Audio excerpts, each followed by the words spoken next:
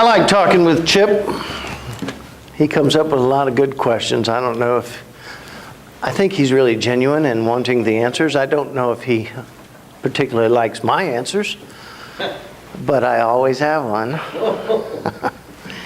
Anyway, we're talking about why does Jesus seem so remarkably successful in all that he did? I said, well, depends on how you look at it. Half the world sees him as a failure. The other half sees him as a complete victory. What are the characteristics that Jesus used or employed anytime he faced a certain situation? You know, he faced all kinds of stuff. Poverty and sickness and illness and death. In this case, it was a mob of men with rocks in their hands who came to stone this woman who they yanked out of bed, evidently, caught in the very act of adultery. And with all right and license to kill her, they threw the whole mob issue, the whole crazy group of them, into the hands of Jesus. And Jesus responded very interestingly. I like it when he stoops down, he writes in the sand.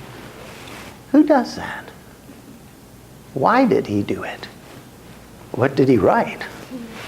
Probably something, yeah, your mama wrote that in the sand. We don't know, but then he stood up and he turned it around and said, let you who are without sin throw the first stone. And then what did he do? Oh, stoop back down in the sand.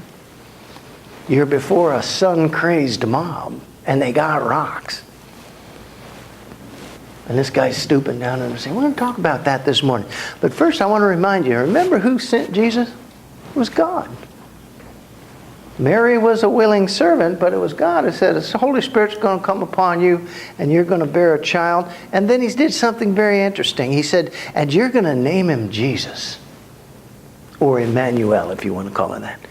You're going to name him Jesus, which means God is with man. He's here. You're going to name him Jesus. Mary didn't have the naming rights. Joseph didn't have the naming rights. God had the naming rights. You're going to call him Jesus. No longer will any human being dare say, I am alone. Not anymore. You're going to name him Jesus. And hopefully you'll learn from him and you'll be able to handle situations just like he did. We're going to talk a little bit about that this morning. First, I want you to stand one final time and